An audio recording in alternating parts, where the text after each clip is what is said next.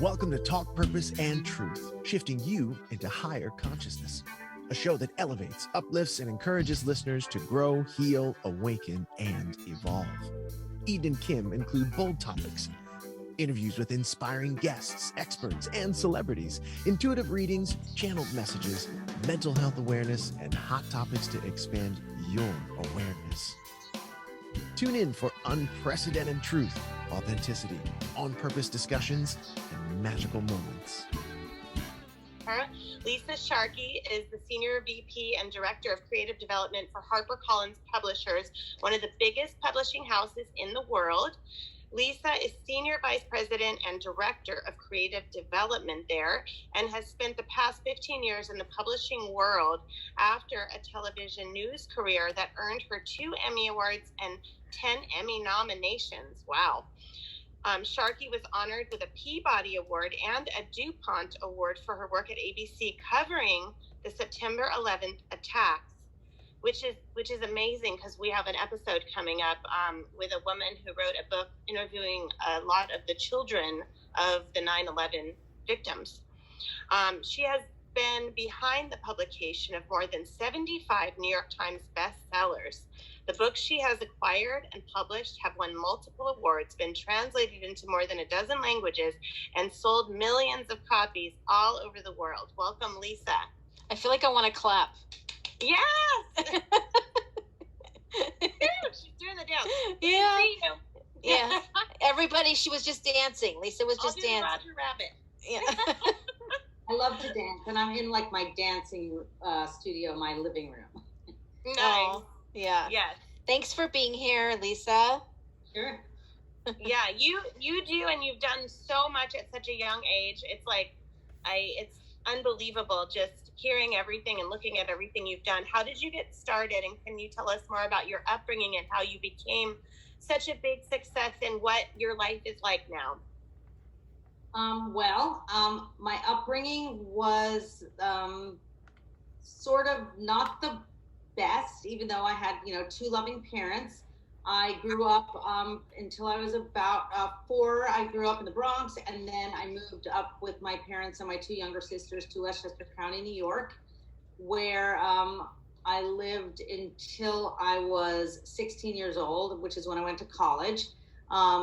I had a very interesting childhood in that I never felt like I fit into suburban life, and I kept like looking up at the sky and saying like, why did you put me here? What am I doing here? Probably around the age of 12, I got involved, unfortunately, in drugs and smoking pot, which escalated into other drugs. I was never addicted to drugs, but I definitely grew up way before I would have wanted to if I could have mapped out my life. Which is why at the age of 15, I went to my parents and said, I need to get the heck out of here. And I said, I started school early. I know other people that finished high school in 3 years. Let me go. And my parents were very young. My mom was a teenage bride, so they were pretty inexperienced parents, but they loved me, and they did respect my request. And they found somebody to help me fill out college applications. And she suggested, this woman, she was like an 80-year-old former high school principal who had gone to Washington University in St. Louis. And she thought that I might be a good fit there. And I ended up going there. And I continue every time I show up on that campus now to kiss the ground. Thank you, Lord, for saving my life, Washington University in St. Louis, where my daughter is currently a senior. Oh. Both of my sons played on the baseball team there. So, wow. So while New York played a role in my early life, the Midwest really played a very significant role in my life. And I feel like St. Louis is also part my home. I also lived, after I graduated college, I worked for a local television station, a PBS affiliate. And while I was in college, I was the news director of the radio station. And then I moved with a guy that I was living with to Texas and lived there. And then I moved to Kentucky and I lived there. And I became, I was a comparative arts major in college, foreign languages and modern dance. And so I couldn't get a job in TV in Kentucky, but I became an exercise instructor at the Kelly Lynn Figure Spa in Louisville, and worked my way up to manager of the Kelly Lynn Figure Spa in Louisville, Kentucky. $49 a year membership. And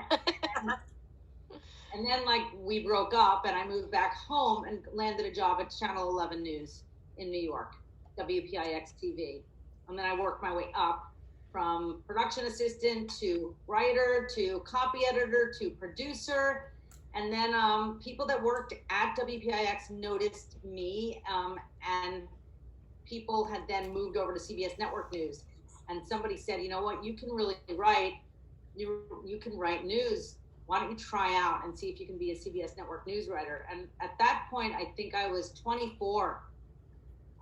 So at the age of 24, I got hired to be an overnight writer for the CBS Morning News. And so I would go to work as a freelancer. So I would work at Channel 11 from 2 to 11, and then I would work at CBS Network News from midnight to 9 a.m. Oh my gosh. Typing news stories as they broke overnight. And I also worked on weekends as a fill-in news writer for CBS Evening News Weekend and CBS Sunday Night News, which was a 15-minute newscast. And then I got super burned out, and I came down with meningitis because I was working over 100 hours a week. And I remember I was in the hospital and the doctor said, that's it, you have to pick one. You can't work at both of these places at the same time. And just as that was all happening, a position opened at Channel 2 News to be the weekend producer. So I was able to leave WPIX behind, go to WCBS TV, and then I just sort of worked my way up. Eventually, I went from local news to Fox 5 News to Inside Edition to Good Morning America. I was senior producer of Good Morning America. Then I left Good Morning America, and Al Roker, who is the weather guy from the Today Show, has a production company. He hired me to be the president of his company. Oh. And I produced documentaries there and did all kinds of fun stuff. And then really, I sort of wanted to get into books. I would say 3 years before I left Good Morning America, books would come into the newsroom always. Whenever I was working on local news or network news or syndicated news, there would always be books and books and books, and I loved books. And I would always pick up a book off the shelf and say, what segment am I going to make with this book, and how am I going to make this book a bestseller? For no reason, just for the sheer sport of it. And when I was at Good Morning America, the CEO of HarperCollins, I had taken a couple of HarperCollins books just for the sport of it and made them huge bestsellers. And so he summoned me and said, who are you? We're on camera. What are you doing? Why are you doing this? I want, and I said, I think I want to work in books. And so then we talked for about 5 years. And then she hired me to have my own department and run this creative development team and basically acquire really interesting books from all facets of the zeitgeist. Everything from celebrity, sport, experts, space, just you name it, I've worked on it. I had 3 major books come out just yesterday. So, wow. I'm a busy bee, and I love my team. And, what I try to do is create books and put them out there that will really help people, inform people on so many levels. Many of them deal with mental health. Many of them are memoirs. Some are, they could be true crime. So I really feel blessed. And I'm also on the side, I'm also a yoga teacher. Oh my gosh. So that's a fun thing. I'm a Reiki healer, level 2 Oh Reiki. my God. Oh my goodness. You really match us. I know. No wonder you probably intuitively felt pulled to this show. Yeah, I mean, I was always considered to be that sort of woo-woo person off to the side, channeling, ooh, this could be a story, or some little thing would break. I remember one day at Good Morning America, the lights went out just for a second, and I was like, uh-oh, I think this is a major blackout. And the executive producer looked at me and they were like, oh, come on, Sharkey, stop. And I'm like, no. Seriously, I'm feeling a major blackout here. I think it's going to be the whole Northeast. And It was. Oh my gosh. Blacked out. And things like that, would happen where I would just get like a sixth sense. So at one point, people used to call me the news psychic because I would figure out early on what story to chase down before it became big, and then I would see it get really big. Wow. Oh my gosh. Well, I don't know if you know, but Eden's a medium and I'm an intuitive. So that's a lot of what we do on here as well. So we're right there with you. Yeah, I've worked on multiple books with an intuitive who I'm really tight with. So Kim Russo, I've done. One is called The Happy Medium, and the other is called Your Soul Purpose. I try to live my life in an intuitive fashion. That is what I try to pay attention to every single day.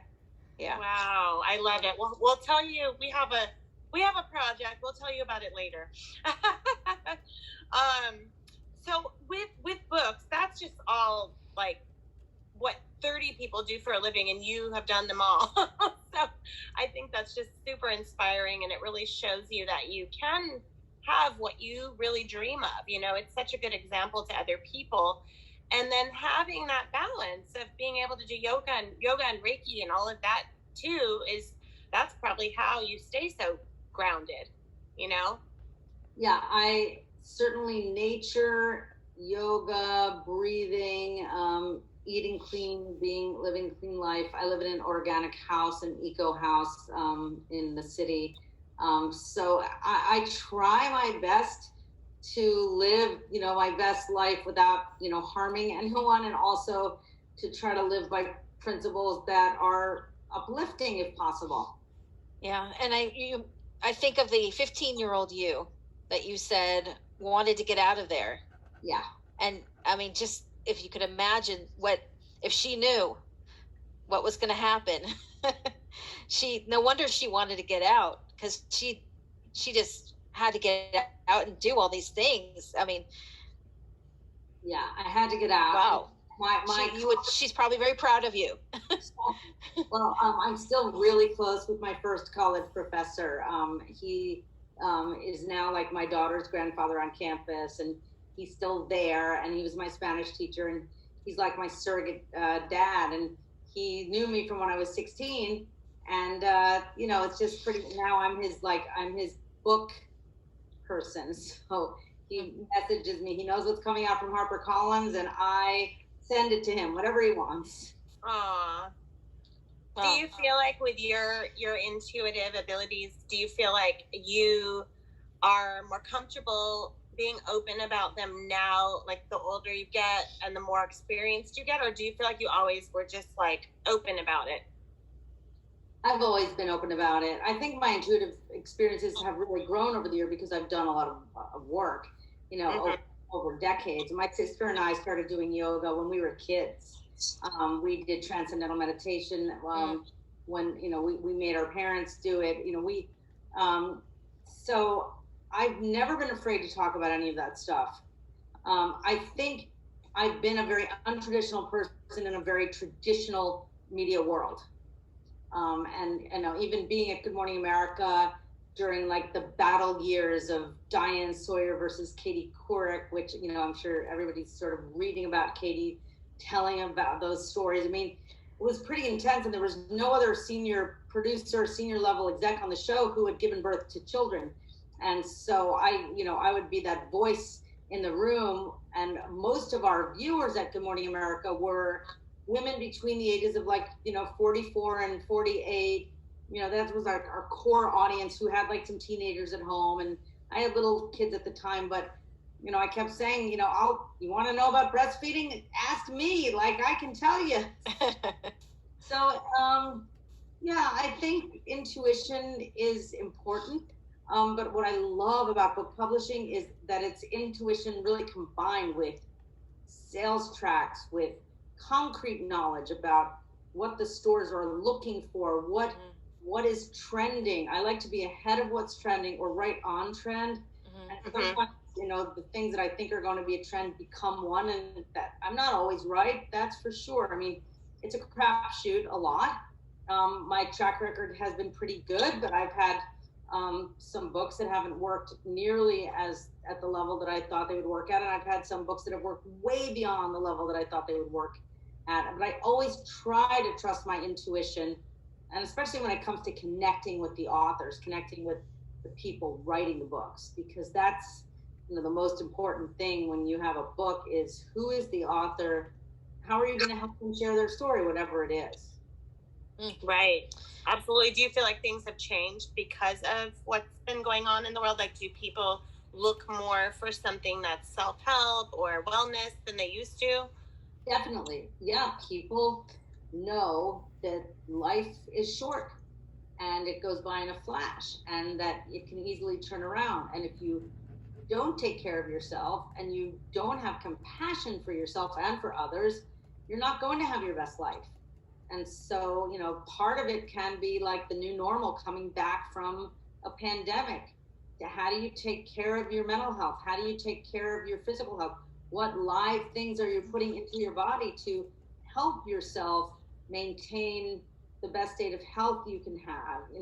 If you don't have your health, whether it's mental, physical, spiritual, then it's really hard to accomplish anything else. So I do think that people are more aware now, especially when they see the toll that the pandemic has taken on so many people whose health wasn't maybe a priority, because they are more likely and in some cases, that's also because they were living in a place where health care was not equal or isn't equal. It's, but I do think self-compassion, nature, yoga, all of, aromatherapy, crystals, all of the things that I love are things that used to be considered like, ooh, you're into Reiki, what the heck is that? But now people are searching for these things, and people have seen up close something that they had never experienced before, which is really death, right? Death and dying all around. And how do you grapple with that? So in some cases it's escapism, right? They're going to go out there and they're going to read a romance novel because they just want to escape into another world. Or right. In some cases, they're going to be searching for what it is that can help them. I have some books. I brought a bunch of my books. Like, here's a book that I worked on that came out called Celebrating Birds. That takes you into the woods and lets you play a game with birds. Here's another one that's coming out that came out actually yesterday, called Missions to Mars, by one of the top Mars explorers in the world, because people are fascinated now more so than ever by space, right? They're like, we're screwing up our planet. Oh, let's see what's going on. Yeah, they want to leave here. They want to go up.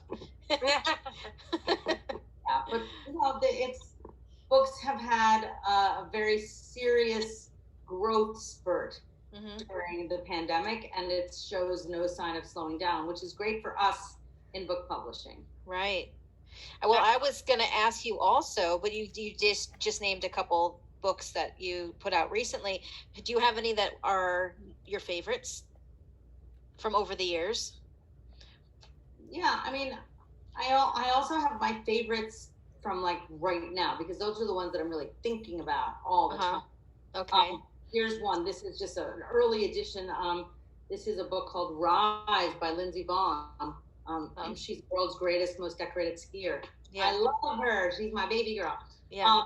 But her book is all about mental health and all about the struggles that she went through, starting as a tiny little girl all the way up to today as a retired, Olympic gold medal skier, and then what it took, the combination of fearlessness, grit, competition, and the struggles internally in her heart, in her spirit, in her mind. So I love that book. I would say probably some of the books that have meant the most to me over the years one of them is a book called Etched in Sand by Regina Calcaterra. She is a woman who was homeless and in foster care as a child. She was abused by her mother, who was mentally ill. she was one of 5 children, and the book is really about resilience, and it's her life story, and hundreds of thousands of people have read the book, and it has changed the way people think about foster care. People used to, if a foster child, let's say, moved in next door, they might say to their kid, oh, don't play with the foster child, right? That child is damaged goods. And Regina's book explains to people what it really is to be a foster child. That is a child that needs love. That child needs you to accept them. And if that child, for example, goes into a store and needs food, like, they don't necessarily anymore have to say, where's the adult with you? They might just give the kid some food. I mean, it's, and people are more likely to adopt older foster children now in the wake of that book coming out. So that book really meant a lot to me. I've worked on a number of environmental books that have meant a lot to me. I worked on a couple of books called Harmony, and the author is actually the Prince of Wales, Prince Charles. Wow. And it's, you guys would love chapter 3 in Harmony. It's all about sacred geometry. And it's all about the perfection of the Chartres Cathedral in France. So, I've had some just extraordinary experiences, which I had as a journalist as well. Yeah. But in book publishing, and really one of the reasons I wanted to get into book publishing is that as a television news journalist, my day would begin with, what's the stories incoming. Okay, let's churn them out. Let's put on 15 segments tomorrow. Like, we're going to cover, if I was in today's world, it would be like, what's happening with the financial markets, or what's happening with inflation, or what's happening with the supply chain crisis, and what's happening with COVID and the insurrection and all of this other stuff. And then the next day, at the end of the day, okay, the show's over. You take your whole desk and you can literally throw out your desk. And then the next day, your desk piles up again. Okay, Wow. what do we do today? Well, at some point, it's like, oh my God, can't we just dig a little deeper? Yeah, there's nothing, more. yeah, you're not personal. You don't do anything that's connected. You don't connect to the story or the person. You just keep going and trying to put it out.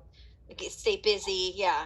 But I mean, I actually am a major connector. So yeah, often I did connect regularly if there was a story, like, there would be stories that you'd follow for years.